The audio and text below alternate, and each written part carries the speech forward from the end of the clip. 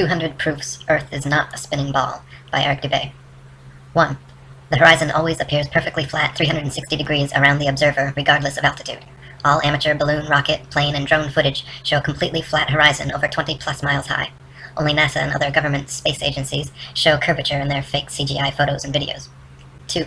The horizon always rises to the eye level of the observer as altitude is gained, so you never have to look down to see it.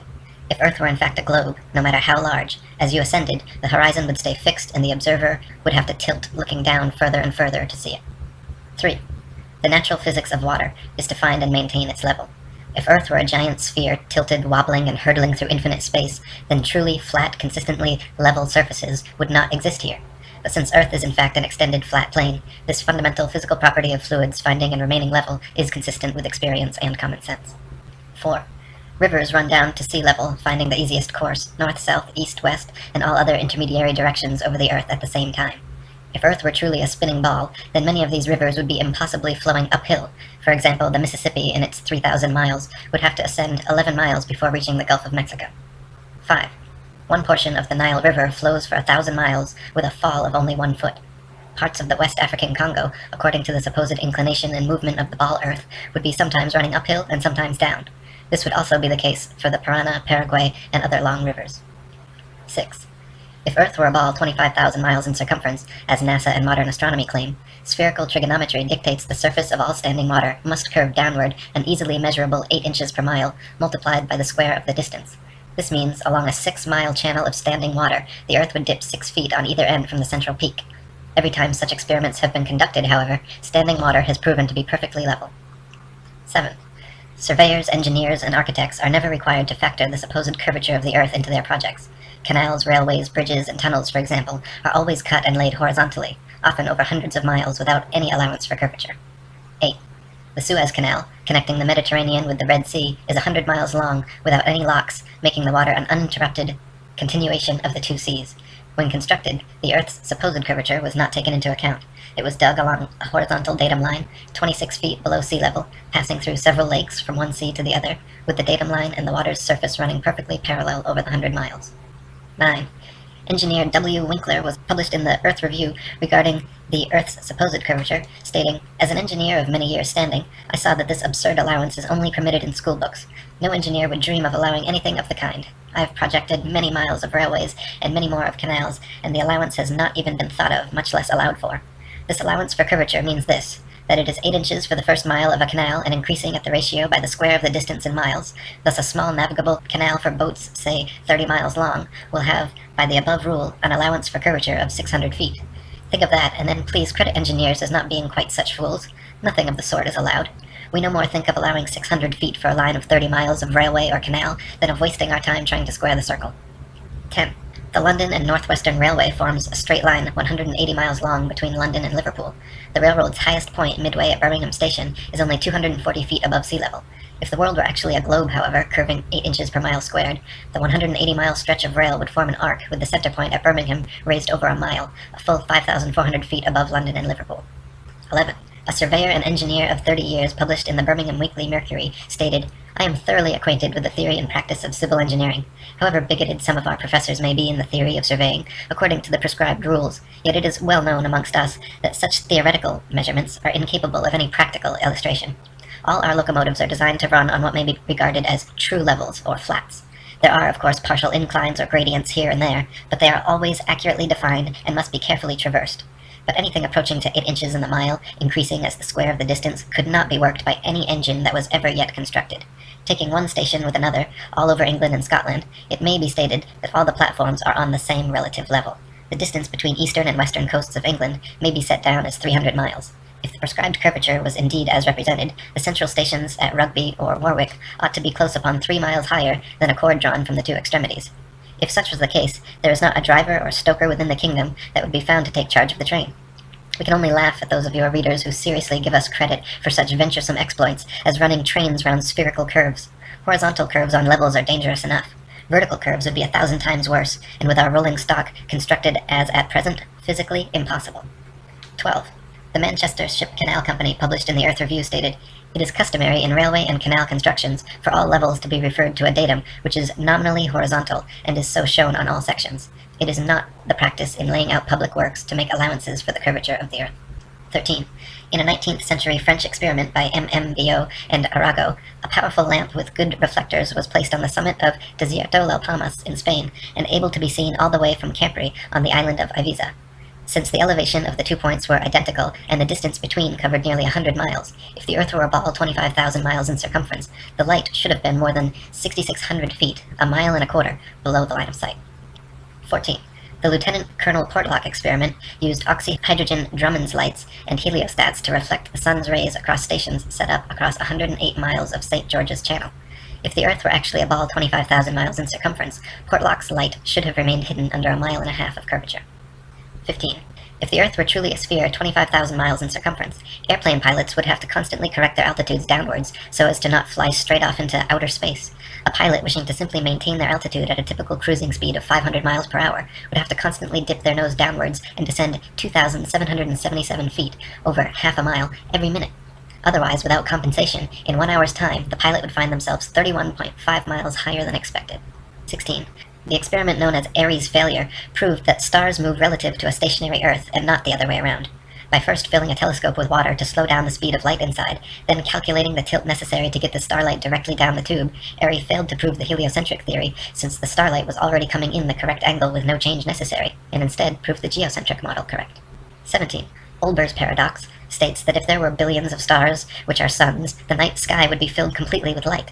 As Edgar Allan Poe said, "Were the succession of stars endless, then the background of the sky would present us a uniform luminosity, since there could exist absolutely no point in all that background at which would not exist a star." In fact, Olber's paradox is no more a paradox than George Airy's experiment was a failure.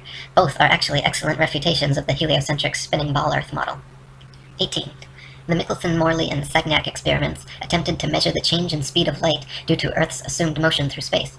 After measuring in every possible different direction in various locations, they failed to detect any significant change whatsoever, again proving the stationary geocentric model. 19. Tycho Brahe famously argued against the heliocentric theory in his time, positing that if the Earth revolved around the Sun, the change in relative position of the stars after 6 months' orbital motion could not fail to be seen. He argued that the stars should seem to separate as we approach and come together as we recede. In actual fact, however, after 190 million miles of supposed orbit around the Sun, not a single inch of parallax can be detected in the stars, proving that we have not moved at all. 20. If Earth were truly constantly spinning eastwards at over 1,000 miles per hour, vertically fired cannonballs and other projectiles should fall significantly due west. In actual fact, however, when this has been tested, vertically fired cannonballs shoot upwards an average of 14 seconds ascending, 14 seconds descending, and fall back to the ground no more than 2 feet away from the cannon, often directly back into the muzzle. 21. If the Earth were truly constantly spinning eastward at over 1,000 miles per hour, helicopters and hot air balloons should be able to simply hover over the surface of the Earth and wait for their destinations to come to them. 22. If Earth were truly constantly spinning eastward at over 1,000 miles per hour, during the Red Bull stratosphere dive, Felix Baumgartner, spending 3 hours ascending over New Mexico, should have landed 2,500 miles west into the Pacific Ocean, but instead landed a few dozen miles east of the takeoff point. 23. Ball believers often claim gravity magically and inexplicably drags the entire lower atmosphere of the Earth in perfect synchronization up to some undetermined height, where this progressively faster spinning atmosphere gives way to the non-spinning, non-gravitized, non-atmosphere of infinite vacuum space.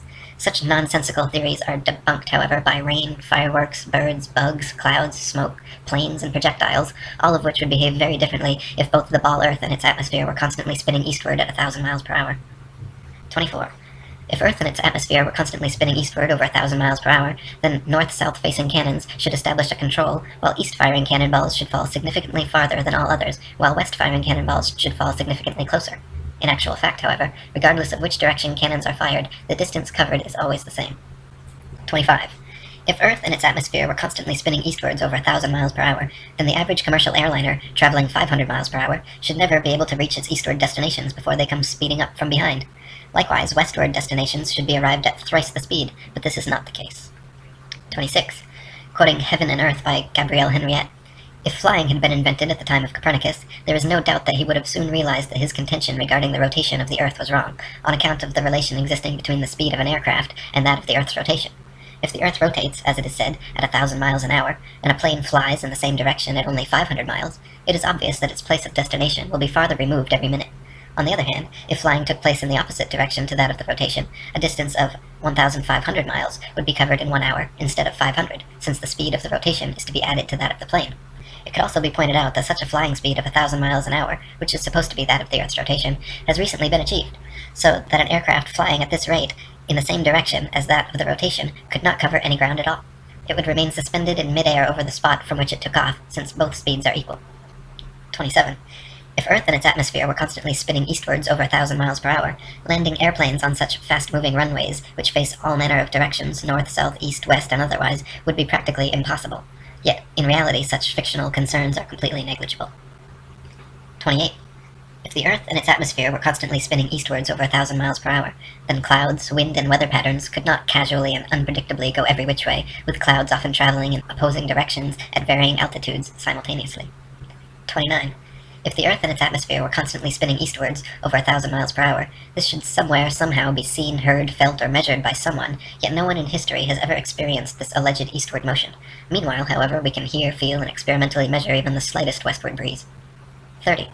In his book South Sea Voyages, Arctic and Antarctic explorer Sir James Clark Ross described his experience on the night of November 27, 1839, and his conclusion that the Earth must be motionless. The sky being very clear, it enabled us to observe the higher stratum of clouds to be moving in an exactly opposite direction to that of the wind, a circumstance which is frequently recorded in our meteorological journal, both in the northeast and southeast trades, and has also often been observed by former voyagers. Captain Basil Hall witnessed it from the summit of the Peak of Tenerife, and Count Strzelecki, on ascending the volcanic mountain of Kyrenia in Owyhee, reached at 4,000 feet, an elevation above that of the trade wind, and experienced the influence of an opposite current of air of a different hydrometric and thermometric condition. Count Strzelecki further informed me of the following seemingly anomalous circumstance, that at the height of 6,000 feet he found the current of air blowing at right angles to both the lower strata, also of a different thermometric condition, but warmer than the interstratum. Such a state of the atmosphere is compatible only with the fact which other evidence has demonstrated, that the Earth is at rest. 31. Quoting Zetetic Cosmogony, Thomas Winship states, "Let imagination picture to the mind what force air would have which was set in motion by a spherical body of 8,000 miles in diameter, which in 1 hour was spinning round 1,000 miles per hour, rushing through space at 65,000 miles per hour, and gyrating across the heavens. Then let conjecture endeavor to discover whether the inhabitants on such a globe could keep their hair on. If the earth globe rotates on its axis at the terrific rate of 1,000 miles per hour, such an immense mass would of necessity cause a tremendous rush of wind in the space it occupied. The wind would go all one way, and anything like clouds which got within the sphere of influence of the rotating sphere would have to go the same way. The fact that the earth is at rest is proved by kite flying." 32. If gravity is credited with being a force strong enough to hold the world's oceans, buildings, people, and atmosphere stuck to the surface of a rapidly spinning ball, then it is impossible for gravity to also simultaneously be weak enough to allow little birds, bugs, and planes to take off and travel freely, unabated in any direction. 33. If gravity is credited with being a force strong enough to curve the massive expanse of oceans around a globular earth, it would be impossible for fish and other creatures to swim through such forcefully held water. 34. Ship captains in navigating great distances at sea never need to factor the supposed curvature of the earth into their calculations.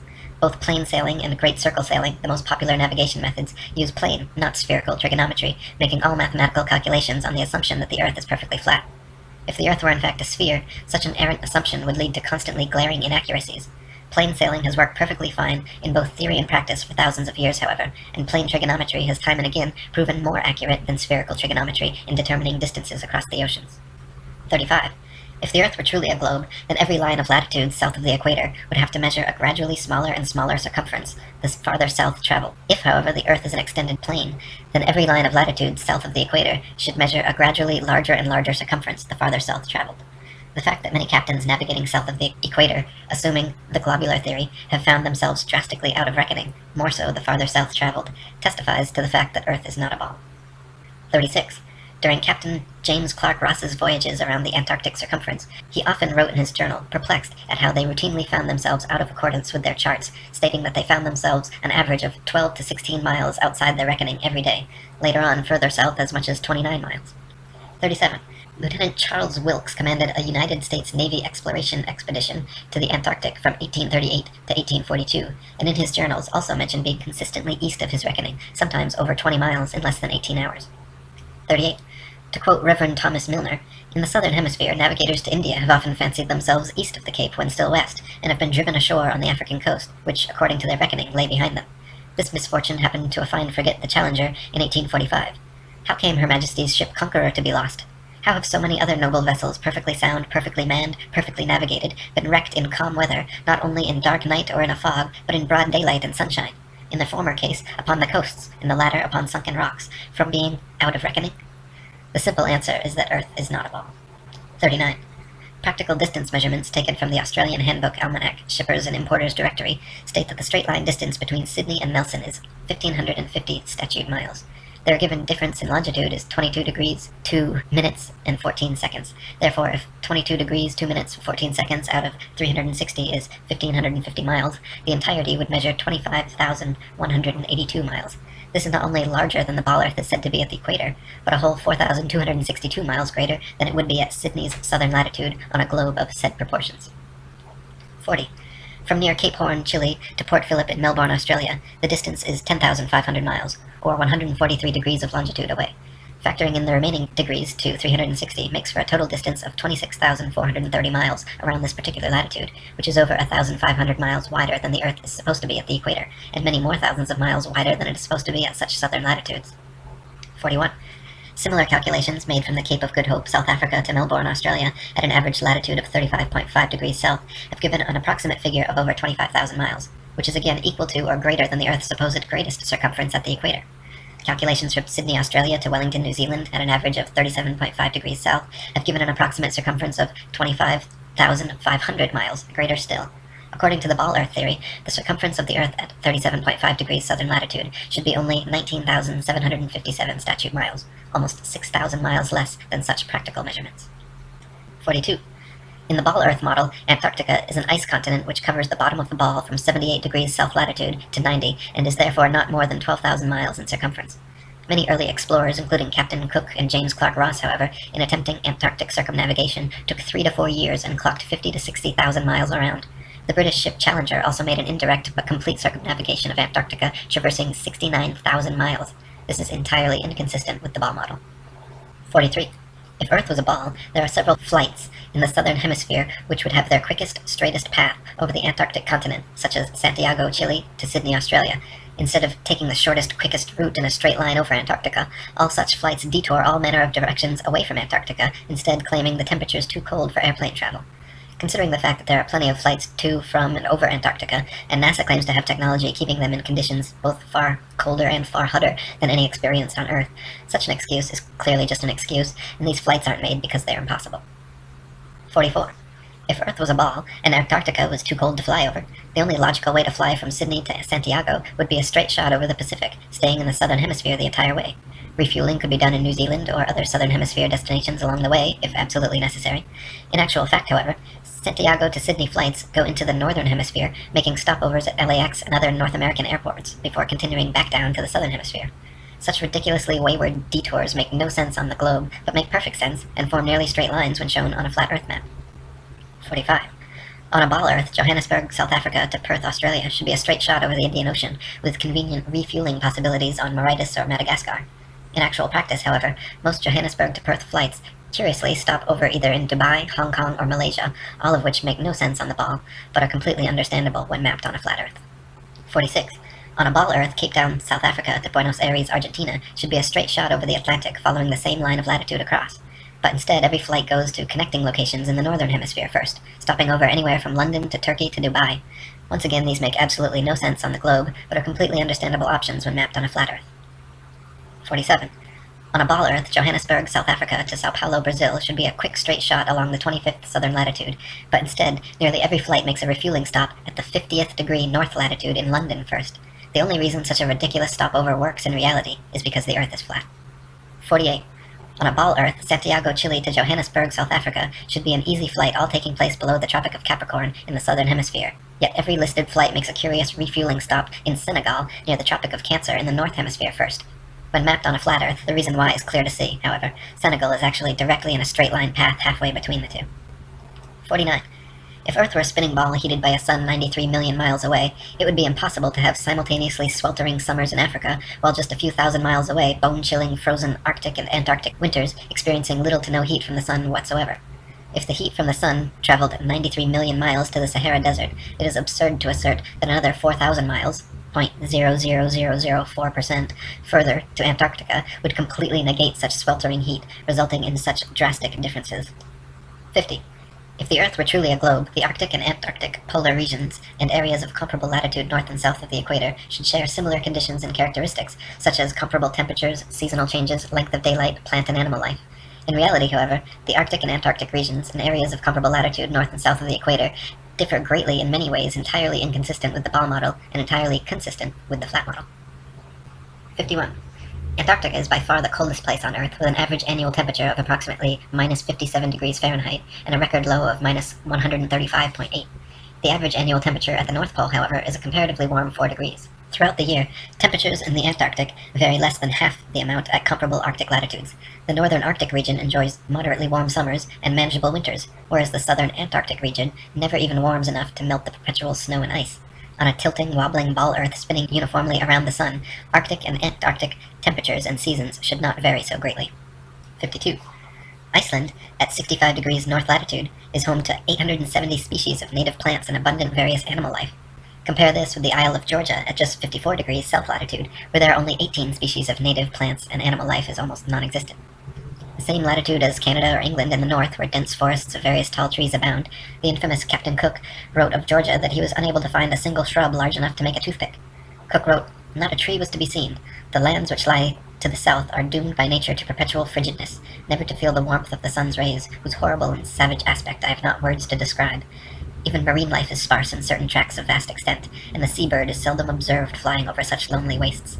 The contrasts between the limits of organic life in the Arctic and Antarctic zones is very remarkable and significant." 53. At places of comparable latitude north and south, the sun behaves very differently than it would on a spinning ball Earth, but precisely how it should on a flat Earth. For example, the longest summer days north of the equator are much longer than those south of the equator, and the shortest winter days north of the equator are much shorter than the shortest south of the equator. This is inexplicable on a uniformly spinning, wobbling ball Earth, but fits exactly on a flat model with the sun traveling circles over and around the Earth from tropic to tropic. 54. At places of comparable latitude north and south, dawn and dusk happen very differently than they would on a spinning ball, but precisely how they should on a flat Earth. In the north, dawn and dusk come slowly and last far longer than in the south, where they come and go very quickly. Certain places in the north, twilight can last for over an hour, while at comparable southern latitudes, within a few minutes the sunlight completely disappears. This is inexplicable on a uniformly spinning, wobbling ball Earth, but is exactly what is expected on a flat Earth with the sun traveling faster, wider circles over the south, and slower, narrower circles over the north. 55. If the sun circles over and around the Earth every 24 hours, steadily traveling from tropic to tropic every 6 months, it follows that the northern central region would annually receive far more heat and sunlight than the southern circumferential region. Since the sun must sweep over the larger southern region in the same 24 hours it has to pass over the smaller northern region, its passage must necessarily be proportionally faster as well. This perfectly explains the differences in Arctic and Antarctic temperatures, seasons, length of daylight, plant and animal life. This is why the Antarctic morning dawn and evening twilight are very abrupt compared with the north, and this explains why many midsummer Arctic nights the sun does not set at all. 56. The midnight sun is an Arctic phenomenon occurring annually during the summer solstice, where for several days straight, an observer significantly far enough north can watch the sun traveling circles overhead, rising and falling in the sky throughout the day, but never fully setting for upwards of 72 plus hours. If the Earth were actually a spinning globe revolving around the sun, the only place such a phenomenon as the midnight sun could be observed would be at the poles. Any other vantage point from 89 degrees latitude downwards could never, regardless of any tilt or inclination, see the sun for 24 hours straight. To see the sun for an entire revolution on a spinning globe at a point other than the poles, you would have to be looking through miles and miles of land and sea for part of the revolution. 57. The establishment claims the midnight sun is experienced in Antarctica, but they conveniently do not have any uncut videos showing this, nor do they allow independent explorers to travel to Antarctica during the winter solstice to verify or refute these claims. Conversely, there are dozens of uncut videos publicly available showing the Arctic midnight sun, and it has been verified beyond any shadow of a doubt. 58. The Royal Belgian Geographical Society, in their Expedition Antarctique Belge, recorded that during the most severe part of the Antarctic winter, from 71 degrees south latitude onwards, the sun sets on May 17th and is not seen above the horizon again until July 21st. This is completely at odds with the ball Earth theory, but easily explained by the flat Earth model. The midnight sun is seen from high altitudes in extreme northern latitudes during Arctic summer because the sun, at its innermost cycle, is circling tightly enough around the polar center that it remains visible above the horizon for someone at such a vantage point. Likewise, in extreme southern latitudes during Arctic summer, the sun completely disappears from view for over 2 months, because there, at the northern tropic, the innermost arc of its boomerang journey, the sun is circling the northern center too tightly to be seen from the southern circumference. 59. Quoting Gabrielle Henriette, the theory of the rotation of the Earth may once and for all be definitely disposed of as impracticable by pointing out the following inadvertence. It is said that the rotation takes 24 hours and that its speed is uniform, in which case, necessarily, days and nights should have an identical duration of 12 hours each all the year round. The sun should invariably rise in the morning and set in the evening at the same hours, with the result that it would be the equinox every day from the 1st of January to the 31st of December. One should stop and reflect on this before saying that the Earth has a movement of rotation. How does the system of gravitation account for the seasonal variations in the length of days and nights if the Earth rotates at a uniform speed in 24 hours? 60. Anyone can prove the sea horizon perfectly straight and the Earth perfectly flat using nothing more than a level, tripods, and a wooden plank. At any altitude above sea level, simply fix a 6 to 12 foot long, smooth, leveled board edgewise upon tripods and observe the skyline from eye level behind it. The distant horizon will always appear perfectly level with the upper edge of the board. Furthermore, if you move in a half circle from one end of the board to the other, whilst observing the skyline over the upper edge, you will be able to trace a clear, flat 10 to 20 miles depending on your altitude. This would be impossible if the Earth were a globe 25,000 miles in circumference. The horizon would align over the center of the board, but then gradually, noticeably decline towards the extremities. Just 10 miles on each side would necessitate an easily visible curvature of 66.6 feet from each end to the center. 61. If the Earth were actually a big ball 25,000 miles in circumference, the horizon would be noticeably curved even at sea level, and everything on or approaching the horizon would appear to tilt backwards slightly from your perspective. Distant buildings along the horizon would all look like leaning towers of Pisa falling away from the observer. A hot air balloon taking off, then drifting steadily away from you on a ball Earth would slowly and constantly appear to lean back more and more the farther away it flew, the bottom of the basket coming gradually into view as the top of the balloon disappears from sight. In reality, however, buildings, balloons, trees, people, anything and everything at right angles to the ground and horizon remain so, regardless the distance or height of the observer. 62. Samuel Rowbotham's experiments at the Old Bedford level proved conclusively the canal's water to be completely flat over a 6-mile stretch. First, he stood in the canal with his telescope held 8 inches above the surface of the water. Then his friend in a boat with a 5-foot-tall flag sailed the 6 miles away. If Earth were a ball 25,000 miles in circumference, the 6-mile stretch of water should have comprised an arc exactly 6 feet high in the middle, so the entire boat and flag should have ultimately disappeared, when in fact the entire boat and flag remained visible at the same height for the entire journey. 63. In a second experiment, Dr. Rowbotham affixed flags 5 feet high along the shoreline, one at every mile marker, then using his telescope mounted at 5 feet just behind the first flag, looked over the tops of all 6 flags, which lined up in a perfectly straight line. If the Earth were a ball 25,000 miles in circumference, the flags should have progressively dipped down after the first establishing line of sight. The second would have descended 8 inches, 32 inches for the third, 6 feet for the fourth, 10 feet 8 inches for the fifth, and 16 feet 8 inches for the sixth. 64. Quoting Earth Not a Globe by Samuel Rowbotham, it is known that the horizon at sea, whatever distance it may extend to the right and left of the observer on land, always appears as a straight line.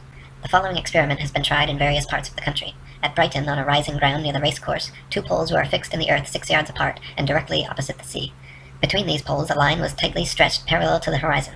From the center of the line, the view embraced not less than 20 miles on each side, making a distance of 40 miles. A vessel was observed sailing directly westwards. The line cut the rigging a little above the bulwarks, which it did for several hours or until the vessel had sailed the whole distance of 40 miles. The ship coming into view from the east would have to ascend an inclined plane for 20 miles until it arrived at the center of the arc, whence it would have to descend for the same distance. The square of 20 miles multiplied by 8 inches gives 266 feet as the amount the vessel would be below the line at the beginning and at the end of the 40 miles. 65. Also quoting Dr. Rowbotham.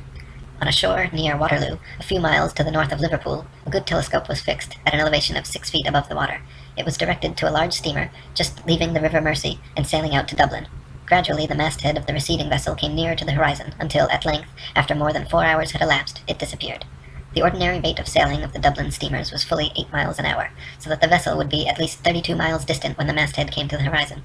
The 6 feet of elevation of the telescope would require 3 miles to be deducted for convexity, which would leave 29 miles, the square of which, multiplied by 8 inches, gives 560 feet, deducting 80 feet for the height of the main mast, and we find that, according to the doctrine of rotundity, the masthead of the outward-bound steamer should have been 480 feet below the horizon. Many other experiments of this kind have been made upon sea-going steamers, and always with results entirely incompatible with the theory that the Earth is a globe. 66. Dr. Robotham conducted several other experiments using telescopes, spirit levels, sextants, and theodolites, special precision instruments used for measuring angles in the horizontal or vertical planes. By positioning them at equal heights, aimed at each other successively, he proved over and over the Earth to be perfectly flat for miles without a single inch of curvature. His findings caused quite a stir in the scientific community, and thanks to 30 years of his efforts, the shape of the Earth became a hot topic of debate around the turn of the 19th century. 67. The distance across the Irish Sea from the Isle of Man's Douglas Harbour to Great Orme's Head in North Wales is 60 miles. If the Earth was a globe, then the surface of the water between them would form a 60-mile arc, the center towering 1,944 feet higher than the coastlines at either end. It is well known and easily verifiable, however, that on a clear day from a modest altitude of 100 feet, the Great Orme's Head is visible from Douglas Harbour. This would be completely impossible on a globe of 25,000 miles. Assuming the 100-foot altitude causes the horizon to appear approximately 13 miles off, the 47 miles remaining means the Welsh coastline should still fall an impossible 1,472 feet below the line of sight. 68. The Philadelphia Skyline is clearly visible from Apple Pie Hill in the New Jersey Pine Barrens 40 miles away. If Earth were a ball 25,000 miles in circumference, factoring in the 205-foot elevation of Apple Pie Hill, the Philly skyline should remain well hidden beyond 335 feet of curvature. 69. The New York City skyline is clearly visible from Harriman State Park's Bear Mountain 60 miles away. If Earth were a ball 25,000 miles in circumference, viewing from Bear Mountain's 1,283-foot summit, the Pythagorean theorem determining distance to the horizon being 1.23 times the square root of the height in feet, the New York City skyline should be invisible behind 170 feet of curved Earth. 70. From Washington's Rock in New Jersey, at just a 400-foot elevation, it is possible on a clear day to see the skylines of both New York and Philadelphia in opposite directions at the same time, covering a total distance of 120 miles. If Earth were a ball 25,000 miles in circumference, both of these skylines should be hidden behind over 800 feet of Earth's curvature. 71. It is often possible to see the Chicago skyline from sea level 60 miles away across Lake Michigan. In 2015, after photographer Joshua Nowicki photographed this phenomenon, several news channels quickly claimed his picture to be a superior mirage, an atmospheric anomaly caused by temperature inversion. While these certainly do occur, the skyline in question was facing right side up and clearly seen, unlike a hazy, illusory mirage, and on a ball Earth 25,000 miles in circumference, should be 2,400 feet below the horizon. 72. October 16, 1854, the Times newspaper reported the Queen's visit to Great Grimsby from Hull, recording they were able to see the 300-foot-tall dock tower from 70 miles away. On a ball Earth 25,000 miles in circumference, factoring their 10-foot elevation above the water and the tower's 300-foot height at 70 miles away, the dock tower should have remained an entire 2,600 feet below the horizon. 73. In 1872, Captain Gibson and crewmates, sailing the ship Thomas Wood from China to London, reported seeing the entirety of St. Helena Island on a clear day from 75 miles away. Factoring in their height during measurement on a ball Earth 25,000 miles in circumference, it was found the island should have been 3,650 feet below their line of sight. 74. From Genoa, Italy, at a height of just 70 feet above sea level, the island of Gorgona can often be seen 81 miles away. If Earth were a ball 25,000 miles in circumference, Gorgona should be hidden beyond 3,332 feet of curvature. 75. From Genoa, Italy, at a height of just 70 feet above sea level, the island of Corsica can often be seen 99 miles away. If Earth were a ball 25,000 miles in circumference, Corsica should fall 5,245 feet, almost an entire mile below the horizon. 76. From Genoa, Italy, 70 feet above sea level, the island of Caprea, 102 miles away, can often be seen as well. If Earth were a ball 25,000 miles in circumference, Caprea should always remain hidden behind 5,605 feet, over a mile of supposed curvature. 77. Also from Genoa, on bright clear days, the island of Elba can be seen an incredible 125 miles away. If Earth were a ball 25,000 miles in circumference, Elba should be forever invisible behind 8,770 feet of curvature. 78. From Anchorage, Alaska, at an elevation of 102 feet, on clear days, Mount Foraker can be seen with the naked eye 120 miles away. If Earth were a ball 25,000 miles in circumference, Mount Foraker's 17,400-foot summit should be leaning back away from the observer, covered by 7,719 feet of curved Earth. In reality, however, the entire mountain can be quite easily seen standing straight from base to summit. 79. From Anchorage, Alaska, at an elevation of 102 feet, on clear days, Mount McKinley can be seen with the naked eye from 130 miles away.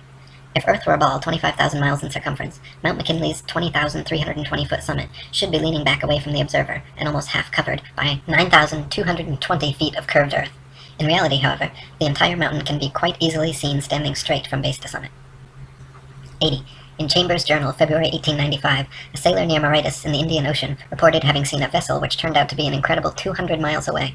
The incident caused much heated debate in nautical circles at the time, gaining further confirmation in Aden, Yemen, where another witness reported seeing a missing Bombay steamer from 200 miles away.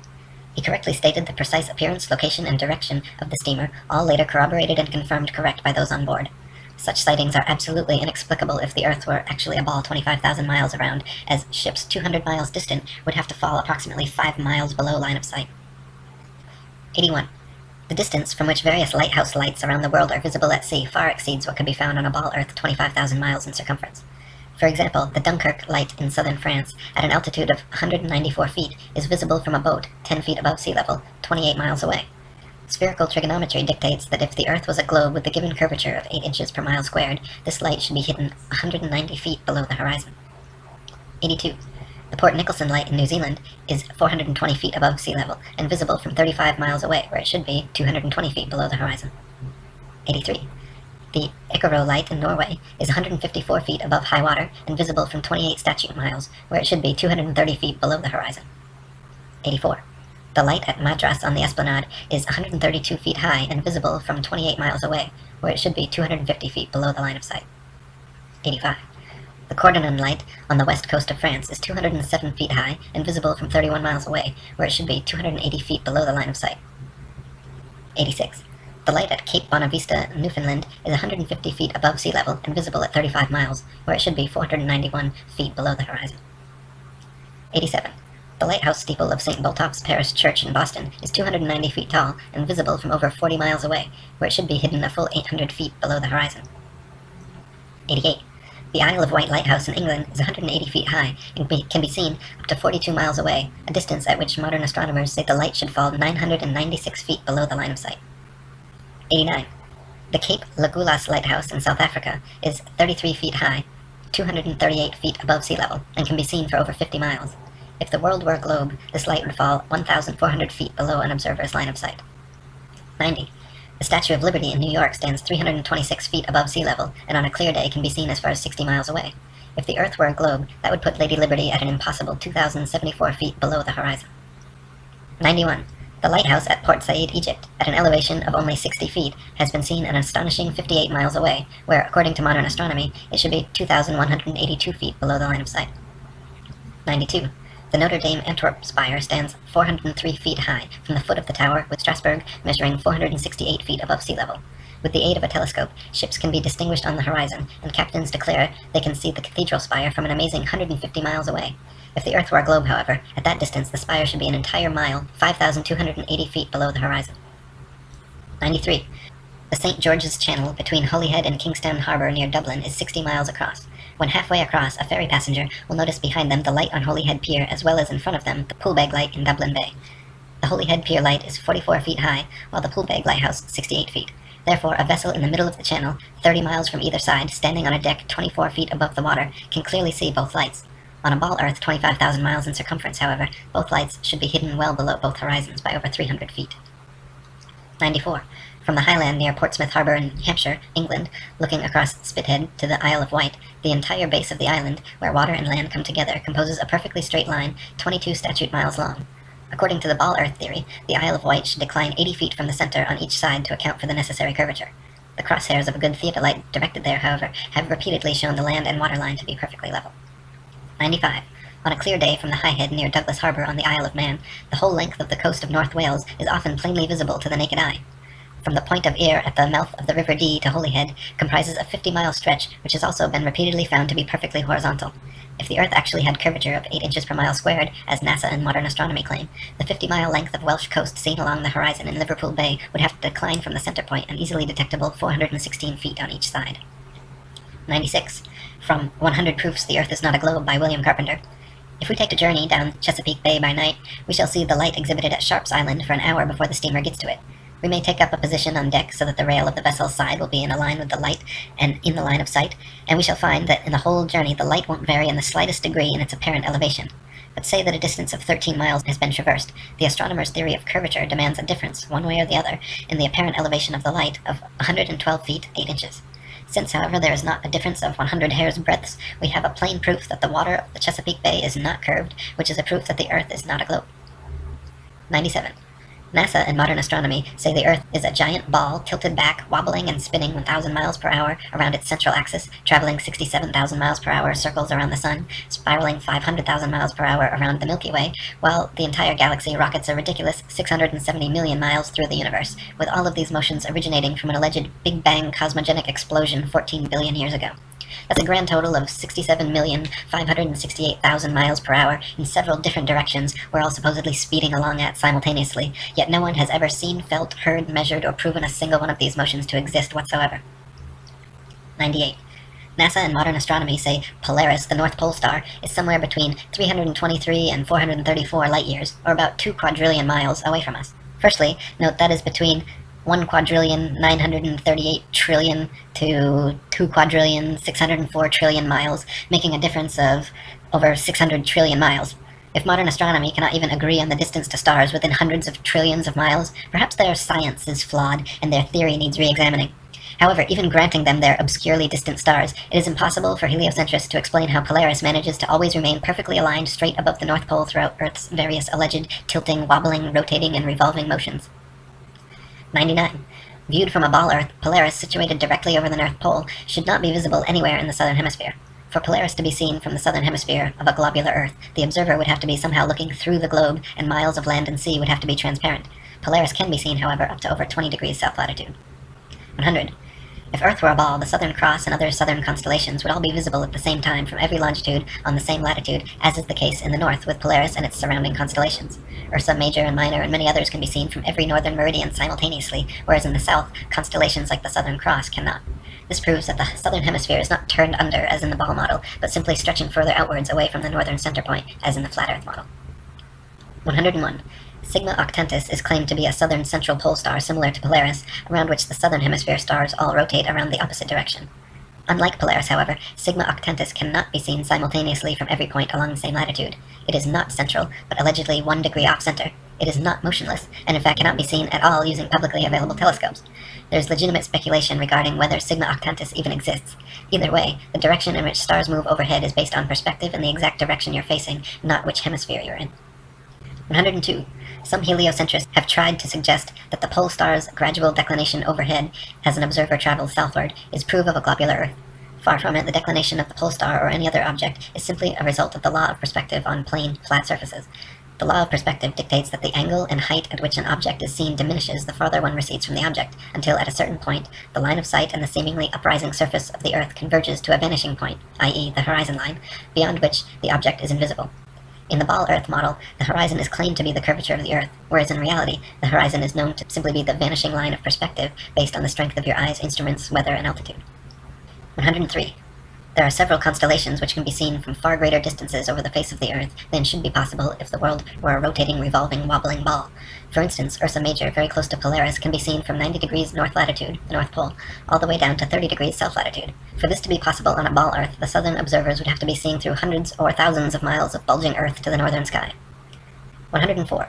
The constellation Vulpecula can be seen from 90 degrees north latitude all the way to 55 degrees south latitude. Taurus, Pisces, and Leo can be seen from 90 degrees north all the way to 65 degrees south. An observer on a ball Earth, regardless of any tilt or inclination, should not logically be able to see this far. 105.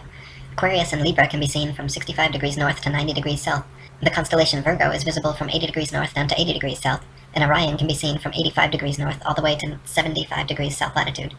These are all only possible because the hemispheres are not spheres at all, but concentric circles of latitude extending outwards from the central North Pole, with the stars rotating over and around. 106. The so-called South Pole is simply an arbitrary point along the Antarctic ice, marked with a red and white barbershop pole topped with a metal ball Earth.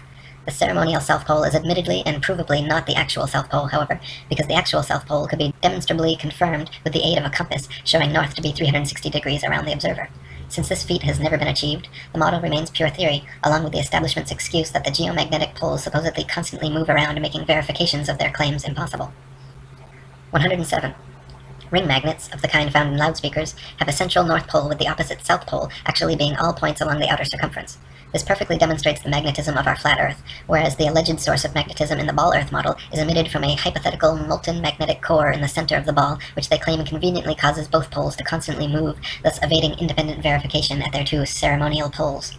In reality, the deepest drilling operation in history, the Russian Kola Ultradeep, managed to get only 8 miles down, so the entire ball Earth model taught in schools showing a crust, outer mantle, outer core, and inner core layers are all purely speculation, as we have never penetrated through beyond the crust. 108.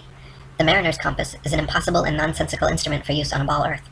It simultaneously points north and south over a flat surface, yet claims to be pinpointing two constantly moving geomagnetic poles at opposite ends of a spinning sphere originating from a hypothetical molten metal core. If compass needles were actually drawn to the north pole of a globe, the opposing south needle would actually be pointing up and off into outer space.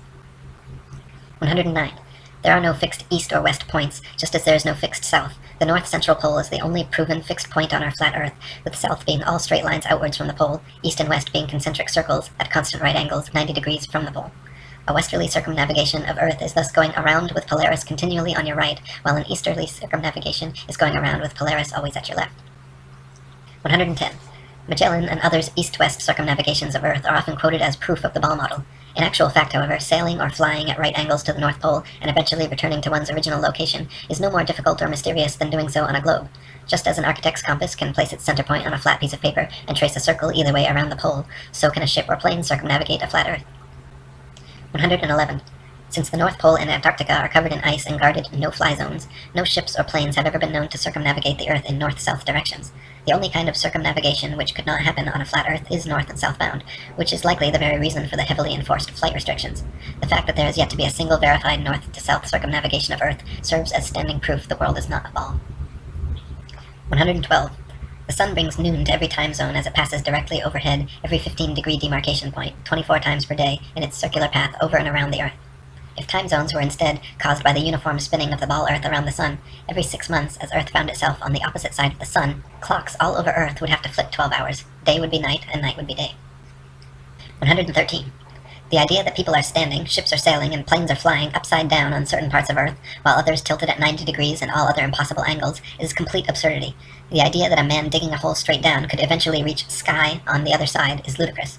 Common sense tells every free-thinking person correctly that there truly is an up and down in nature, unlike the everything is relative rhetoric of the Newtonian Einsteinian paradigm. 114.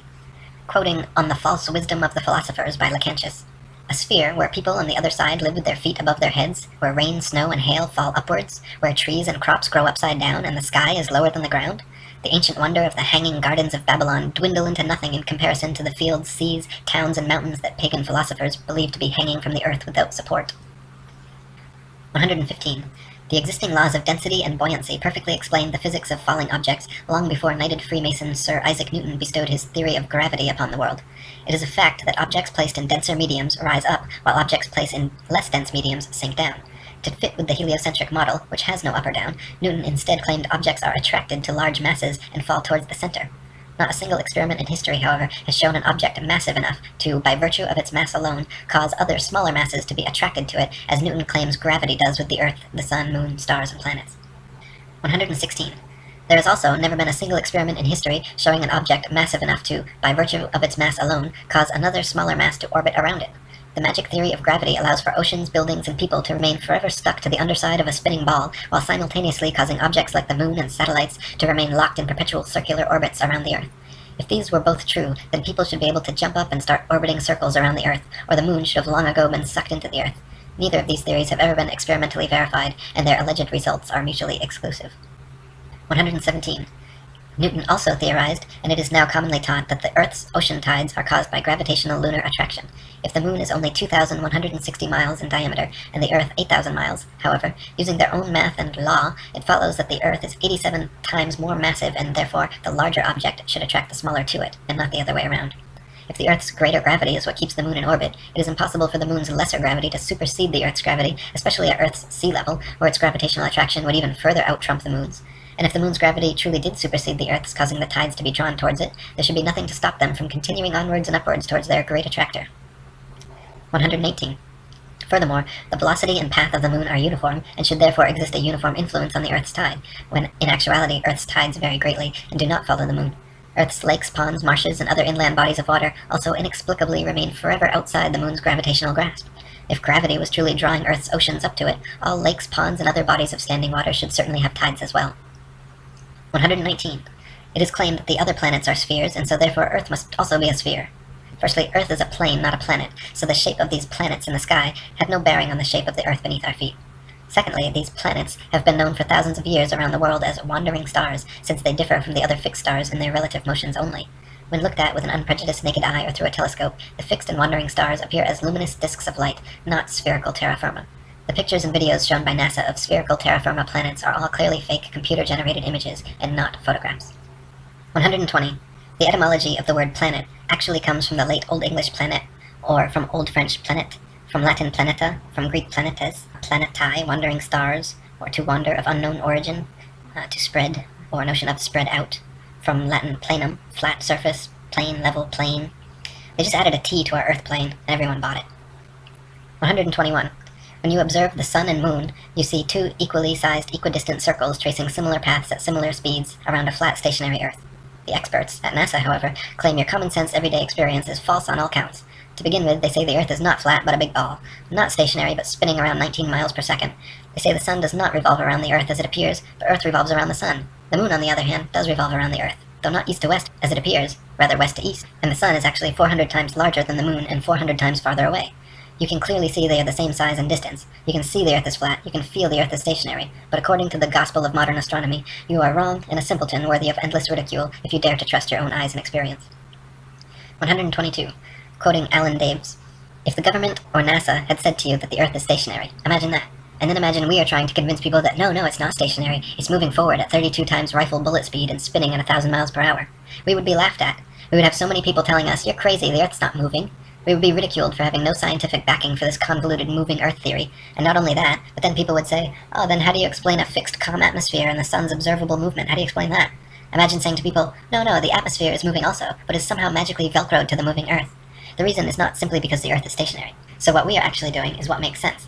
We are saying that the moving Earth theory is nonsense. The stationary Earth theory makes sense, and we are being ridiculed. You've got to picture it being the other way around to realize just how ridiculous the situation is. This theory from the government and NASA that the Earth is rotating and orbiting and leaning over and wobbling is absolute nonsense, and yet people are clinging to it tightly like a teddy bear. They just can't bring themselves to face the possibility that the Earth is stationary, though all evidence shows it. We feel no movement, the atmosphere hasn't been blown away, we see the sun move from east to west. Everything can be explained by a motionless Earth without bringing in all these assumptions to cover up previous assumptions gone bad. 123. Heliocentrists' astronomical figures always sound perfectly precise, but they have historically been notorious for regularly and drastically changing them to suit their various models. For instance, in his time, Copernicus calculated the sun's distance from Earth to be 3,391,200 miles. The next century, Johannes Kepler decided it was actually 12,376,800 miles away. Isaac Newton once said, it matters not whether we reckon it 28 or 54 million miles distant, for either would do just as well. How scientific. Benjamin Martin calculated between 81 and 82 million miles. Thomas Dilworth claimed 93,726,900 miles. John Hine stated positively 95,298,260 miles. Benjamin Gould said more than 96 million miles, and Christian Mayer thought it was more than 104 million. Flat earthers throughout the ages, conversely, have used sextants and plane trigonometry to make such calculations, and found the sun and the moon both to be only about 32 miles in diameter and less than a few thousand miles from Earth. 124. Amateur balloon footage taken above the clouds has provided stunning visual proof that the sun cannot be millions of miles away. In several shots, you can see a clear hotspot reflecting on the clouds directly below the sun's spotlight-like influence. If the sun were actually millions of miles away, such a small localized hotspot could not occur. 125. Another proof the sun is not millions of miles away is found by tracing the angle of sun rays back to their source above the clouds. There are thousands of pictures showing how sunlight comes down through cloud cover at a variance of converging angles. The area of convergence is, of course, the sun, and is not millions of miles away, but rather relatively close to Earth, just above the clouds. 126. The sun's annual journey from tropic to tropic, solstice to solstice, is what determines the length and character of days, nights, and seasons. This is why equatorial regions experience almost year-round summer and heat, while higher latitudes north, and especially south, experience more distinct seasons with harsh winters. The heliocentric model claims seasons change based on the ball Earth's alleged axial tilt and elliptical orbit around the sun, yet their flawed current model places us closest to the sun, 91 million miles, in January, when it is actually winter, and farthest from the sun, 94.5 million miles, in July, when it's actually summer throughout most of the Earth. 127. The fact that the sun and moon's reflections on water always form a straight line path from the horizon to the observer proves the Earth is not a ball. If the Earth's surface was curved, it would be impossible for the reflected light to curve over the ball from horizon to observer. 128. There are huge centuries-old stone sundials and moondials all over the world, which still tell the time now down to the minute as perfectly as the day they were made. If the Earth, Sun, and Moon were truly subject to the number of contradictory, revolving, rotating, wobbling, and spiraling motions claimed by modern astronomy, it would be impossible for these monuments to so accurately tell time without constant adjustment. 129. To quote William Carpenter, "Why in the name of common sense should observers have to fix their telescopes on solid stone bases so that they should not move a hair's breadth, if the Earth on which they fix them moves at the rate of 19 miles in a second? Indeed, to believe that 6,000 million tons is rolling, surging, flying, darting on through space forever, with a velocity compared with which a shot from a cannon is a very slow coach, with such unerring accuracy that a telescope fixed on granite pillars in an observatory will not enable a lynx-eyed astronomer to detect a variation in its onward motion of the thousandth part of a hair's breadth, is to conceive a miracle compared with which all the miracles on record put together would sink into utter insignificance.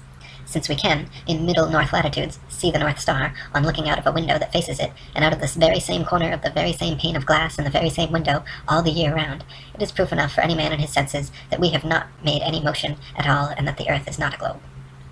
130. From Earth Not a Globe by Samuel Robotham.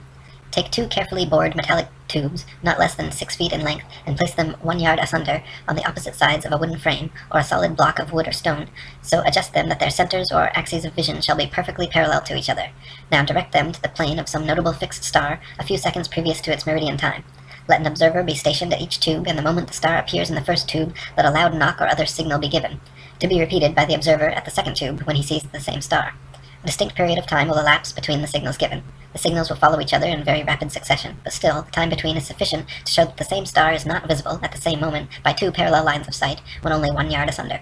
A slight inclination of the second tube towards the first tube would be required for the star to be seen through both tubes at the same instant. Let the tubes remain in their positions for 6 months, at the end of which time the same observation or experiment will produce the same results. The star will be visible at the same meridian time without the slightest alteration being required in the direction of the tubes, from which it is concluded that if the Earth had moved 1 single yard in an orbit through space, there would at least be observed the slight inclination of the tube which the difference in position of 1 yard had previously required. But as no such difference in the direction of the tube is required, the conclusion is unavoidable, that in 6 months a given meridian upon the Earth's surface does not move a single yard, and therefore that the Earth has not the slightest degree of orbital motion. 131. NASA and modern astronomy maintain that the Moon is a solid, spherical, Earth-like habitation which man has actually flown to and set foot on. They claim the Moon is a non-luminescent planetoid which receives and reflects all its light from the Sun. The reality is, however, that the Moon is observably not a solid body. It is clearly circular, but not spherical, and not in any way an Earth-like planetoid which humans could set foot on. In fact, the Moon has been proven largely transparent and completely self-luminescent, shining with its own unique light. 132. The Sun's light is golden, warm, drying, preservative, and antiseptic, while the Moon's light is silver, cool, damp, putrefying, and septic. The Sun's rays decrease the combustion of a bonfire, while the Moon's rays increase combustion. Plant and animal substances exposed to sunlight quickly dry, shrink, coagulate, and lose the tendency to decompose and putrefy. Grapes and other fruits become solid, partially candied and preserved, like raisins, dates, and prunes. Animal flesh coagulates, loses its volatile gaseous constituents, becomes firm, dry, and slow to decay. When exposed to moonlight, however, plant and animal substances tend to show symptoms of putrefaction and decay. This proves that sun and moonlight are different, unique, and opposites, as they are in the geocentric flat model. 133. In direct sunlight, a thermometer will read higher than another thermometer placed in the shade. But in full direct moonlight, a thermometer will read lower than another placed in the shade. If the sun's light is collected in a large lens and thrown to a focus point, it can create significant heat, while the moon's light collected similarly creates no heat. In the Lancet Medical Journal from March 14, 1856, particulars are given of several experiments which prove the moon's rays, when concentrated, can actually reduce the temperature upon a thermometer more than 8 degrees. So sunlight and moonlight clearly have altogether different properties. 134. Furthermore, the moon itself cannot physically be both a spherical body and a reflector of the sun's light. Reflectors must be flat or concave for light rays to have any angle of incidence. If a reflector's surface is convex, then every ray of light points in a direct line with the radius perpendicular to the surface, resulting in no reflection. 135. Not only is the moon clearly self-luminescent, shining its own unique light, but it is also largely transparent. When the waxing or waning moon is visible during the day, it is possible to see the blue sky right through the moon. And on a clear night, during a waxing or waning cycle, it is even possible to occasionally see stars and planets directly through the surface of the moon. The Royal Astronomical Society has on record many such occurrences throughout history which all defy the heliocentric model. 136. Many people think that modern astronomy's ability to accurately predict lunar and solar eclipses is a result and proof positive of the heliocentric theory of the universe. The fact of the matter, however, is that eclipses have been accurately predicted by cultures worldwide for thousands of years before the heliocentric ball Earth was even a glimmer in Copernicus's imagination. Ptolemy, in the 1st century AD, accurately predicted eclipses for 600 years on the basis of a flat stationary Earth with equal precision as anyone living today. All the way back in 600 BC, Thales accurately predicted an eclipse which ended the war between the Medes and the Lydians. Eclipses happen regularly with precision in 18-year cycles, so regardless of geocentric or heliocentric, flat or globe Earth cosmologies, eclipses can be accurately calculated independent of such factors. 137. Another assumption and supposed proof of the Earth's shape, heliocentrists claim that lunar eclipses are caused by the shadow of the ball Earth occulting the moon. They claim the sun, Earth, and moon spheres perfectly align like 3 billiard balls in a row so that the sun's light casts the Earth's shadow onto the moon. Unfortunately for heliocentrists, this explanation is rendered completely invalid due to the fact that lunar eclipses have happened and continue to happen regularly when both the sun and moon are still visible together above the horizon. For the sun's light to be casting Earth's shadow onto the moon, the three bodies must be aligned in a straight 180-degree syzygy, but as early as the time of Pliny, there are records of lunar eclipses happening while both the sun and moon are visible in the sky. Therefore, the eclipser of the moon cannot be the Earth or Earth's shadow, and some other explanation must be sought. 138. Another favorite proof of ball earthers is the appearance from an observer on shore of ships' hulls being obfuscated by the water and disappearing from view when sailing away towards the horizon. Their claim is that ships' hulls disappear before their mastheads because the ship is beginning its declination around the convex curvature of the ball Earth. Once again, however, their hasty conclusion is drawn from a faulty premise, namely that only on a ball Earth could this phenomenon occur. The fact of the matter is that the law of perspective on plane surfaces dictates and necessitates the exact same occurrence. For example, a girl wearing a dress walking away towards the horizon will appear to sink into the earth the farther away she walks. Her feet will disappear from view first, and the distance between the ground and the bottom of her dress will gradually diminish until, after a half a mile, it seems like her dress is touching the ground as she walks on invisible legs. Such is the case on plane surfaces. The lowest parts of objects receding from a given point of observation necessarily disappear before the highest. 139. Not only is the disappearance of ships' hulls explained by the law of perspective on flat surfaces, it is proven undeniably true with the aid of a good telescope. If you watch a ship sailing away into the horizon with the naked eye until its hull has completely disappeared from view under the supposed curvature of the Earth, then look through a telescope, you will notice the entire ship quickly zooms back into view, hull and all, proving that the disappearance was caused by the law of perspective, not by a wall of curved water. This also proves that the horizon is simply the vanishing line of perspective from your point of view, not the alleged curvature of the Earth. 140. Foucault's pendulums are often quoted as proof of a rotating Earth, but upon closer investigation prove the opposite. To begin with, Foucault's pendulums do not uniformly swing in any one direction. Sometimes they rotate clockwise and sometimes counterclockwise. Sometimes they fail to rotate, and sometimes they rotate far too much. The behavior of the pendulum actually depends on 1. The initial force beginning its swing, and 2. The ball and socket joint, which most readily facilitates circular motion over any other. The supposed rotation of the Earth is completely inconsequential and irrelevant to the pendulum's swing. If the alleged constant rotation of the Earth affected pendulums in any way, then there should be no need to manually start pendulums in motion. If the Earth's diurnal rotation caused the 360-degree uniform diurnal rotation of pendulums, then there should not exist a stationary pendulum anywhere on Earth. 141. The Coriolis Effect is often said to cause sinks in toilet bowls in the northern hemisphere to drain spinning in one direction, while in the southern hemisphere causing them to spin the opposite way, thus providing proof of the spinning ball Earth. Once again, however, just like Foucault's pendulums spinning either which way, sinks and toilets in the northern and southern hemispheres do not consistently spin in any one direction. Sinks and toilets in the very same household are often found to spin opposite directions, depending entirely upon the shape of the basin and the angle of the water's entry, not the supposed rotation of the Earth. 142. People claim that if the Earth were flat, they should be able to use a telescope and see clear across the oceans.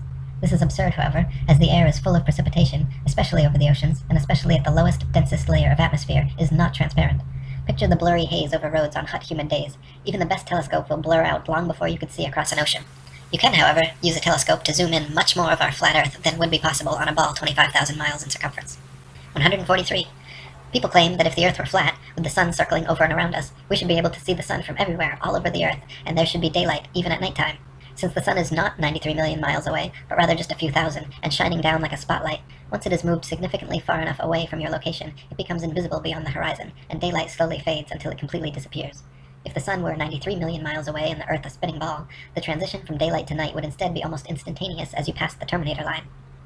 144.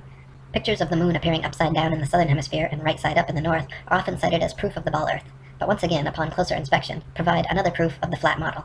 In fact, time-lapse photography shows the moon itself turns clockwise like a wheel as it circles over and around the Earth.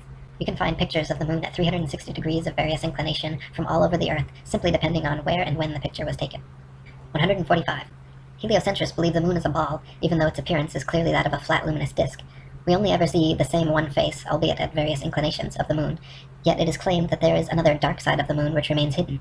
NASA states the moon spins opposite the spin of the Earth in such a perfectly synchronized way that the motions cancel each other out, so we will conveniently never be able to observe the supposed dark side of the moon outside of their terrible fake CGI images. The fact of the matter is, however, if the moon were a sphere, observers in Antarctica would see a different face from those at the equator, yet they do not. Just the same flat face rotated at various degrees.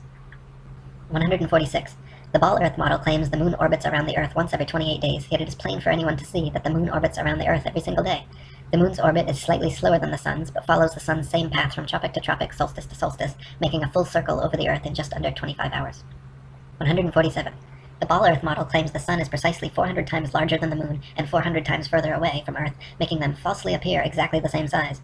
Once again, the ball model asks us to accept as coincidence something that cannot be explained other than by natural design. The sun and moon occupy the same amount of space in the sky and have been measured with sextants to be of equal size and equal distance, so claiming otherwise is against our eyes, experience, experiments, and common sense. 148.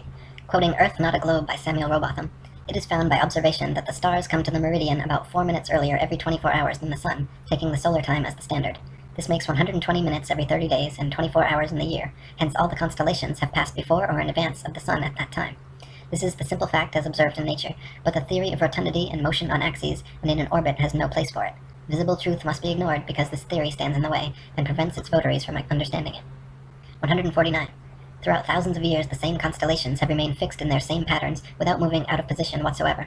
If the Earth were a big ball spinning around a bigger sun, spinning around a bigger galaxy, shooting off from the biggest bang, as NASA claims, it is impossible that the constellations would remain so fixed.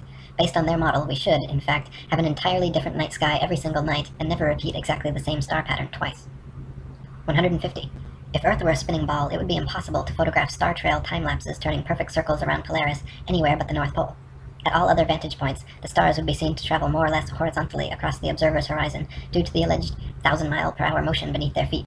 In reality, however, Polaris' surrounding stars can always be photographed turning perfect circles around the central star all the way down to the Tropic of Capricorn. 151. If Earth were a spinning ball revolving around the sun, it would actually be impossible for star trail photos to show perfect circles even at the North Pole. Since the Earth is also allegedly moving 67,000 miles per hour around the sun moving 500,000 miles per hour around the Milky Way, and the entire galaxy going 67 million miles per hour, these four contradictory motions would make star trail time-lapses all show irregular curved lines. 152. In 2003, 3 university geography professors collaborated in an experiment to prove that the state of Kansas is indeed actually flatter than a pancake. Using topographical geodetic surveys covering over 80,000 square miles, it was determined that Kansas has a flatness ratio of 0.9997 over the entire state, while the average pancake, precisely measured using a confocal laser microscope, comes in at 0.957, making Kansas thereby literally flatter than a pancake. 153. Quoting Reverend Thomas Milner's Atlas of Physical Geography, we find that vast areas exhibit a perfectly dead level, scarcely a rise existing through 1,500 miles from the Carpathians to the Urals. South of the Baltic, the country is so flat that a prevailing north wind will drive the waters of the Stettiner Half into the mouth of the Oder and give the river a backwards flow 30 or 40 miles. The plains of Venezuela and New Granada in South America, chiefly on the left of the Orinoco, are termed llanos, or level fields. Often, in the space of 270 square miles, the surface does not vary a single foot. The Amazon only falls 12 feet in the last 700 miles of its course. The La Plata has only a descent of 1/33 of an inch per mile. 154. The Felix Baumgartner Red Bull Dive outside camera shows the same amount of curvature of Earth from surface level to jump height, proving it to be a deceiving fish-eyed wide-angle lens, while the inside regular camera shows a perfectly flat horizon eye level at 128,000 feet, which is only consistent with a flat plane. 155. Some people claim to have seen the curvature of the Earth out their airplane windows. The glass used in all commercial airplanes, however, is curved to remain flush with the fuselage. This creates a slight effect mixed with the confirmation bias people mistake for being the alleged curvature of the Earth. In actuality, the fact that you see the horizon at eye level at 35,000 feet out both port and starboard windows proves the Earth is flat. If the Earth were a ball, no matter how big, the horizon would stay exactly where it was, and you would have to look down further and further to see the horizon at all. Looking straight out the window at 35,000 feet, you should see nothing but outer space from the port and starboard windows, as the Earth and horizon are supposed to be below you. If they are visible at eye level outside both windows, it's because the Earth is flat.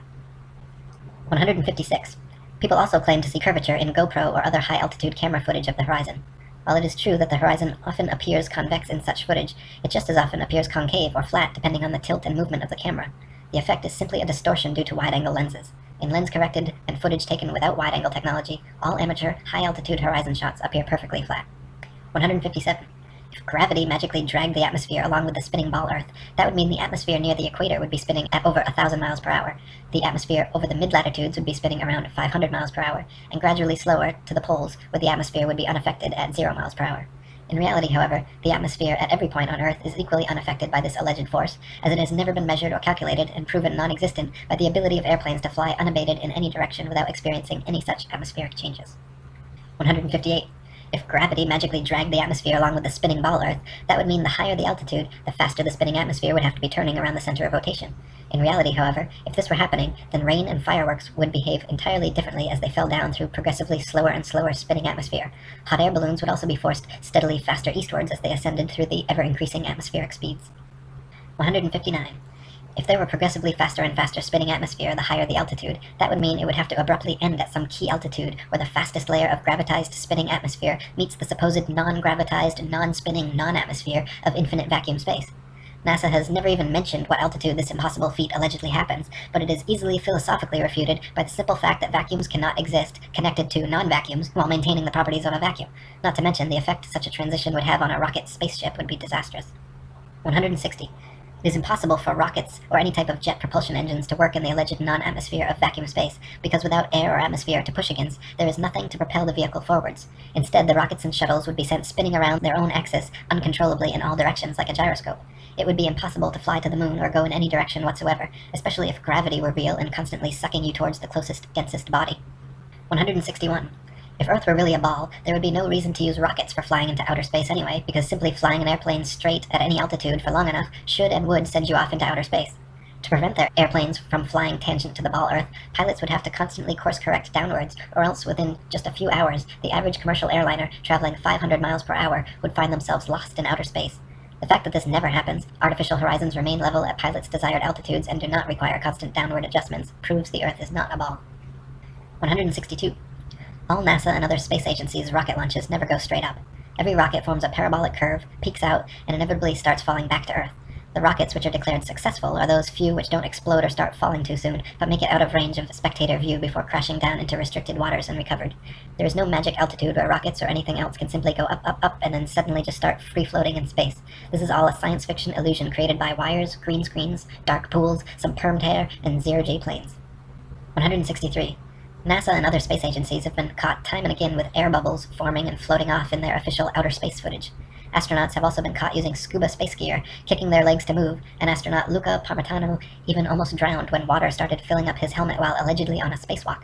It is admitted that astronauts train for their spacewalks in underwater training facilities like NASA's Neutral Buoyancy Lab, but what is obvious from their space bubbles and other blunders is that all official spacewalk footage is also fake and filmed underwater.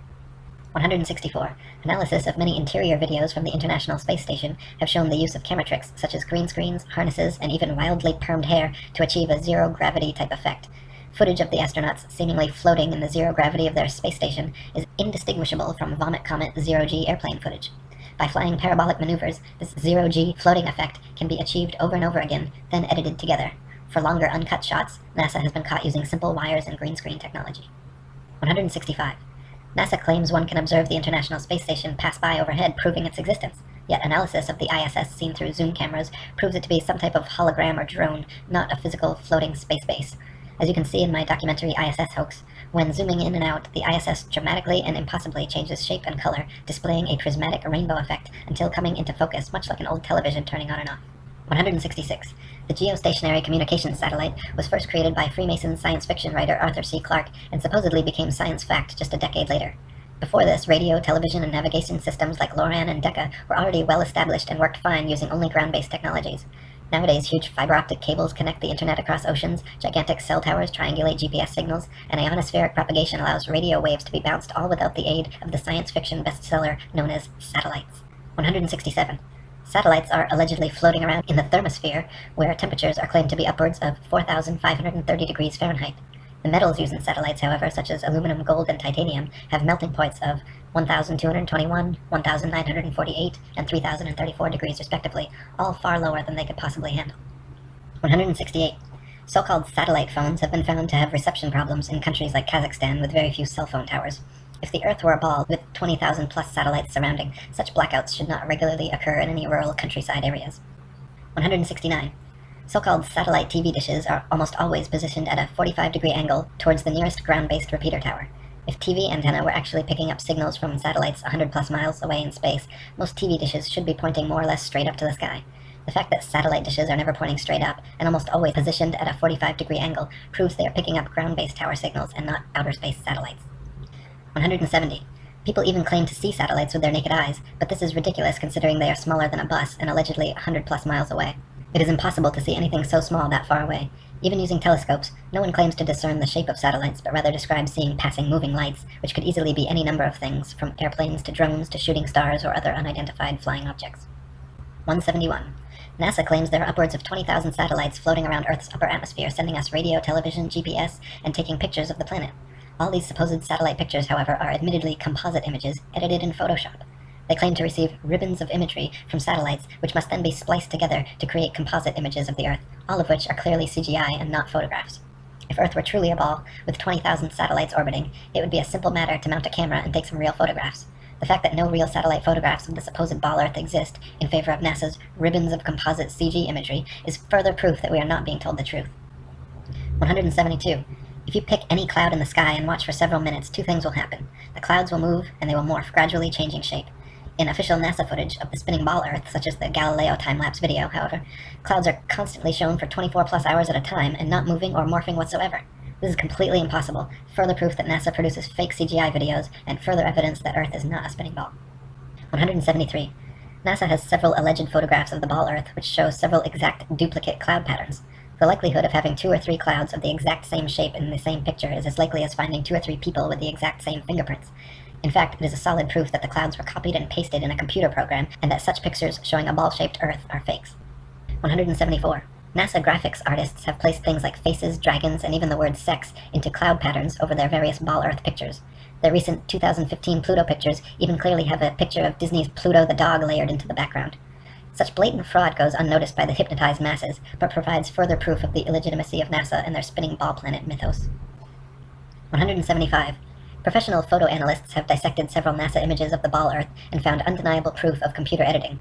For example, images of the Earth allegedly taken from the Moon have proven to be copied and pasted in, as evidenced by rectangular cuts found in the black background around the Earth by adjusting brightness and contrast levels. If they were truly on the Moon and Earth was truly a ball, there would be no need to fake such pictures. 176. When NASA's images of the ball Earth are compared with one another, the coloration of the land and oceans and relative size of the continents are consistently so drastically different from one another as to prove beyond any reasonable doubt that the pictures are all fake. 177. In the documentary A Funny Thing Happened on the Way to the Moon, we can watch official leaked NASA footage showing Apollo 11 astronauts Buzz Aldrin, Neil Armstrong, and Michael Collins for almost an hour using transparencies and camera tricks to fake shots of a round Earth. They communicate over audio with control in Houston about how to accurately stage the shot, and someone keeps prompting them on how to effectively manipulate the camera to achieve the desired effect. First, they blacked out all the windows except for a downward-facing circular one, which they aimed the camera towards from several feet away. This created the illusion of a ball-shaped Earth surrounded by the blackness of space, when in fact it was simply a round window in their dark cabin. Neil Armstrong claimed at this point to be 130,000 miles from the Earth, halfway to the Moon. But when camera tricks were finished, the viewer could see for themselves the astronauts were not more than a couple dozen miles above the Earth's surface, likely flying in a high-altitude plane. 178. People claim Google Earth somehow proves the ball model without realizing that Google Earth is simply a composite program of images taken from high-altitude planes and street-level car cameras superimposed onto a CGI model of a ball Earth. The same could just as easily be molded onto a square Earth or any other shape, and therefore cannot be used as proof of Earth's rotundity. 179. If the Earth were constantly spinning eastward 1,000 miles per hour, then airplane flight durations going eastward versus westwards should be significantly different. If the average commercial airliner travels 500 miles per hour, it follows that westbound equatorial flights should reach their destination at approximately thrice the speed as their eastbound return flights. In reality, however, the differences in east and westbound flight durations usually amount to a matter of minutes, and nothing near what would occur on a 1,000-mile-per-hour spinning ball Earth. 180. The spinning ball model dictates that the Earth and atmosphere would be moving together at approximately 500 miles per hour at the mid-latitudes where LA to New York City flights take place. The average commercial airliner traveling 500 miles per hour takes 5.5 hours traveling east with the alleged rotation of the Earth, so the return flight west should take only 2.75 hours. But in fact, we find that the average New York to LA flight takes 6 hours, a flight time totally inconsistent with the spinning ball model. 181. Flights eastwards with the alleged spin of the ball Earth from Tokyo to LA take an average of 10.5 hours. Therefore, the return flights westwards against the alleged spin should take an average of 5.25 hours, but in actual fact, take an average of 11.5 hours, another flight time totally inconsistent with the spinning ball model. 182. Flights eastward with the alleged spin of the ball Earth from New York to London take an average of 7 hours. Therefore, the return flights westwards against the alleged spin should take an average of 3.5 hours, but in actual fact take an average of 7.5 hours, a flight time totally inconsistent with the spinning ball model. 183. Flights eastward from Chicago to Boston with the alleged spin of the ball Earth take an average of 2.25 hours. Therefore, the return flights westwards against the alleged spin should take an average of just over an hour, but in actual fact take an average of 2.75 hours. Once again, completely inconsistent with the spinning ball model. 184. Flights eastward from Paris to Rome with the alleged spin of the ball Earth take an average of 2 hours. Therefore, the return flights westward against the alleged spin should take an average of 1 hour, but in actual fact have an average flight duration of 2 hours and 10 minutes. A flight time totally inconsistent with the spinning ball model. 185. We are told that the Earth and atmosphere spin together at such a perfect uniform velocity that no one in history has ever seen, heard, felt, or measured the supposed 1,000 mile per hour movement. This is then often compared to traveling in a car at uniform velocity, where we only feel the movement during acceleration or deceleration. In reality, however, even with eyes closed, windows up, over smooth tar in a luxury car at a mere uniform 50 miles per hour, the movement absolutely can be felt. At 20 times this speed, Earth's imaginary 1,000 mile per hour spin would most certainly be noticeable, felt, seen, and heard by all. 186. People sensitive to motion sickness feel distinct unease and physical discomfort from motion as slight as an elevator or train ride. This means that the 1,000 mile per hour alleged uniform spin of the Earth has no effect on such people, but add an extra 50 miles per hour uniform velocity of a car and their stomach starts turning knots. The idea that motion sickness is nowhere apparent in anyone at 1,000 miles per hour, but suddenly comes about at 1,050 miles per hour is ridiculous and proves the Earth is not in motion whatsoever. 187. The second law of thermodynamics, otherwise known as the law of entropy, along with the fundamental principles of friction and resistance, determined the impossibility of Earth being a uniformly spinning ball. Over time, the spinning ball Earth would experience measurable amounts of drag, constantly slowing the spin and lengthening the amount of hours per day. As not the slightest such change has ever been observed in all of recorded history, it is absurd to assume the Earth has ever moved an inch. 188. Over the years, NASA has twice changed their story regarding the shape of the Earth. At first they maintained Earth was a perfect sphere, which later changed to an oblate spheroid flattened at the poles, and then changed again to being pear-shaped, as the southern hemisphere allegedly bulges out as well. Unfortunately for NASA, however, none of their official pictures show an oblate spheroid or pear-shaped Earth. All their pictures, contrary to their words, show a spherical, and clearly CGI fake, Earth. 189. The Bible, Quran, Srimad Bhagavatam, and many other holy books describe and purport the existence of a geocentric stationary flat Earth. For example, 1 Chronicles 16:30 and Psalm 96:10 both read, "He has fixed the earth firm, immovable." And Psalm 93:1 says, "The world also is established, that it cannot be moved." The Bible also repeatedly affirms that the earth is outstretched as a plane, with the outstretched heavens everywhere above, not all around, giving a scriptural proof the earth is not a spinning ball. 190. Cultures the world over throughout history have all described and purported the existence of a geocentric stationary flat Earth. Egyptians, Indians, Mayans, Chinese, Native Americans, and literally every ancient civilization on Earth had a geocentric flat Earth cosmology. Before Pythagoras, the idea of a spinning ball Earth was non-existent, and even after Pythagoras it remained an obscure minority view until 2,000 years later when Copernicus began reviving the heliocentric theory. 191. From Pythagoras to Copernicus, Galileo, and Newton to modern astronauts like Aldrin Armstrong and Collins, to Director of NASA and Grand Commander of the 33rd Degree, C. Fred Kleinknecht, the founding fathers of the spinning ball mythos have all been Freemasons. The fact that so many members of this, the largest and oldest secret society in existence, have all been co-conspirators bringing about this literal planetary revolution is beyond the possibility of coincidence and provides proof of organized collusion in creating and maintaining this multi-generational deception. 192. Quoting Terra Firma by David Wardlaw Scott, the system of the universe as taught by modern astronomers, being founded entirely on theory, for the truth of which they are unable to advance one single real proof, they have entrenched themselves in a conspiracy of silence, and decline to answer any objections which may be made to their hypothesis. Copernicus himself, who revived the theory of the heathen philosopher Pythagoras, and his great exponent Sir Isaac Newton, confessed that their system of a revolving earth was only a possibility, and could not be proved by facts. It is only their followers who have decorated it with the name of an exact science, yea, according to them, the most exact of all the sciences. Yet one astronomer royal for England once said, speaking of the motion of the whole solar system, "The matter is left in a most delightful state of uncertainty, and I shall be very glad if anyone can help me out of it." What a very sad position for an exact science to be in is this. 193. No child or unindoctrinated man in their right mind would ever conclude or even conceive, given to their own devices, based on their own personal observations, that the earth was a spinning ball revolving around the sun. Such imaginative theories, nowhere present in anyone's daily experience, require and have required massive amounts of constant propaganda to uphold the illusion. 194. From David Wardlaw Scott. I remember being taught, when a boy, that the earth was a great ball revolving at a very rapid rate around the sun, and when I expressed to my teacher my fears that the waters of the oceans would tumble off, I was told that they were prevented from doing so by Newton's great law of gravitation, which kept everything in its proper place. I presume that my countenance must have shown some signs of incredulity, for my teacher immediately added, "I can show you a direct proof of this. A man can whirl around his head a pail filled with water without it being spilt, and so, in like manner, can the oceans be carried around the sun without losing a drop." As this illustration was evidently intended to settle the matter, I then said no more upon the subject. Had such been proposed to me afterwards as a man, I would have answered somewhat as follows. "Sir, I beg to say that the illustration you have given of a man whirling a pail of water around his head and the oceans revolving around the sun does not in any degree confirm your argument, because the water in the two cases is placed under entirely different circumstances, but, to be of any value, the conditions in each case must be the same, which here they are not.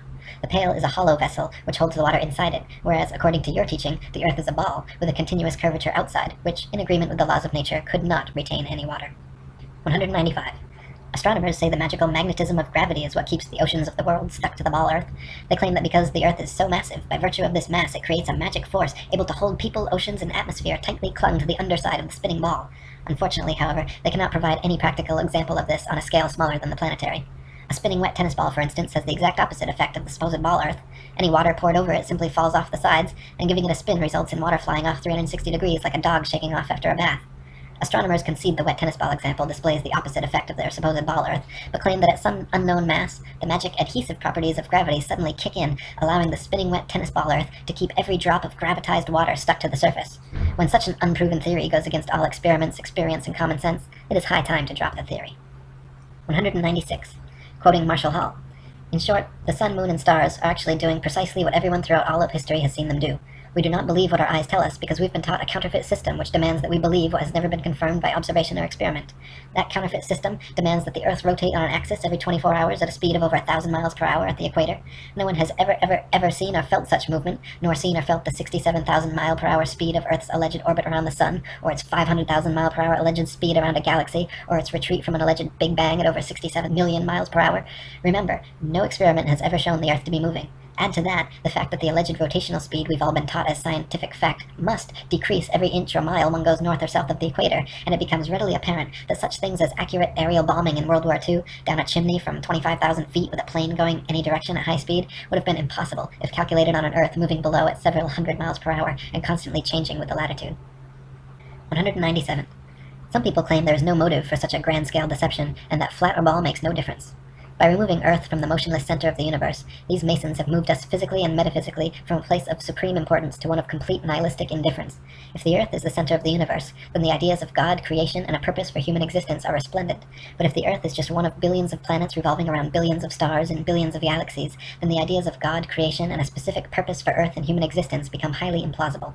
By surreptitiously indoctrinating us into their scientific materialist sun worship, not only do we lose faith in anything beyond the material, we gain absolute faith in materiality, superficiality, status, selfishness, hedonism, and consumerism. If there's no God and everyone's just an accident, then all that really matters is me, me, me. They've turned Madonna, the mother of God, into a material girl living in a material world. Their rich, powerful corporations with slick sun cult logos sell us idols to worship, slowly taking over the world while we tacitly believe their science, vote for their politicians, buy their products, listen to their music and watch their movies, sacrificing our souls at the altars of materialism. To quote Morris Klein, the heliocentric theory, by putting the sun at the center of the universe, made man appear to be just one of a possible host of wanderers drifting through a cold sky.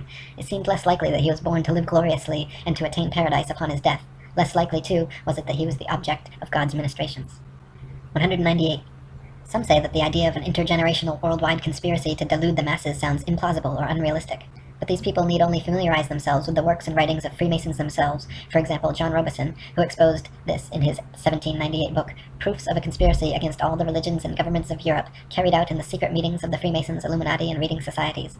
Supreme Commander of the 33rd Degree, Albert Pike, was quite forthcoming in several letters regarding the Masons' ultimate goal of world domination, and the Zionist Protocols of the Learned Elders of Zion, the exact plan by which this would be and has been carried out, is completely disclosed. 199. From Foundations of Many Generations by E. S. Genie. The only thing the fable of the revolving earth has done, it has shown the terrible power of a lie. A lie has the power to make a man a mental slave, so that he dares not back the evidence of his own senses. To deny the plain and obvious movement of the sun he sees before him, when he feels himself standing on an earth utterly devoid of motion, at the suggestion of someone else, he's prepared to accept that he's spinning furiously around. When he sees a bird flying and gaining over the ground, he's prepared to believe that the ground is really traveling a great number of times faster than the bird. Finally, in order to uphold the imagination of a madman, he is prepared to accuse his maker of forming for him a sensiferous lie. 200. Finally, from Dr. Robotham. Thus we see that this Newtonian philosophy is devoid of consistency. Its details are the result of an entire violation of the laws of legitimate reasoning, and all its premises are assumed. It is, in fact, nothing more than an assumption upon assumption, and the conclusions derived therefrom willfully considered as things proved, and to be employed as truths to substantiate the first and fundamental assumptions. Such a juggle and jumble of fancies and falsehoods, extended and intensified as in theoretical astronomy, is calculated to make the unprejudiced inquirer revolt with horror from the terrible conjuration which has been practiced upon him, to sternly resolve to resist its further progress, to endeavor to overthrow the entire edifice, and to bury in its ruins the false honors which have been associated with its fabricators, and which still attach to its devotees. For the learning, the patience, the perseverance, and devotion for which they have ever been examples, honor and applause need not be withheld. But their false reasoning, the advantages they have taken of the general ignorance of mankind in respect to astronomical subjects, and the unfounded theories they have advanced and defended, cannot be otherwise than regretted, and ought to be, by every means possible, uprooted. For more information about our flat Earth, read The Flat Earth Conspiracy by Eric Dubay, and visit atlanteanconspiracy.com and ifers.boards.net.